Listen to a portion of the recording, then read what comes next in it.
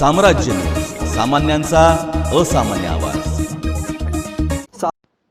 प्रत्येक महिन्याच्या पहिल्या सोमवारी जिल्हास्तरीय लोकशाही दिन घेण्यात येतो। जिल्हाधिकारी कार्यालयाच्या सभागृहात आयोजित आजच्या लोकशाही दिनात जिल्ह्यातल्या 22 शासकीय कार्यालयाच्या 32 तक्रारी प्राप्त झाल्यात। या तक्रारी संबंधित कार्यालयाकडे वर्ग करण्यात येत असून या कार्यालयाने तात्काळ या तक्रारींचा निपटारा करावा, तसेच तक्रार करण्यासाठी येत असलेल्या नागरिकांची सर्व संबंधित कार्यालयातील अधिकारी कर्मचारी यांनी चांगली वर्तणूक ठेवावी, असे निर्देश निवासी उपजिल्हाधिकारी मनीषा कुंभार आणि उपजिल्हाधिकारी संतोष कुमार देशमुख यांनी दिलेत। यावेळी सार्वजनिक बांधकाम विभागाचे कार्यकारी अभियंता मनोज ठाकरे, उपप्रादेशिक परिवहन अधिकारी विजय पाटील, अन्न आणि औषध प्रशासनाचे सहाय्यक आयुक्त साहेबराव देसाई, कौशल्य विकास कार्यालयाच्या सहाय्यक संचालक संगीता खंदारे, जिल्हा पुरवठा अधिकारी संतोष सरडे, जिल्हा कारागृह अधीक्षक सुशील कुंभार, तहसीलदार श्रीकांत पाटील, आरोग्य विभागाचे डॉक्टर विजय वरवटकर यांच्यासह अन्य संबंधित विभागाचे विभाग प्रमुख उपस्थित होते। लोकशाही दिनात संबंधित शासकीय कार्यालयाकडे आलेल्या तक्रारी या पुढील प्रमाणे: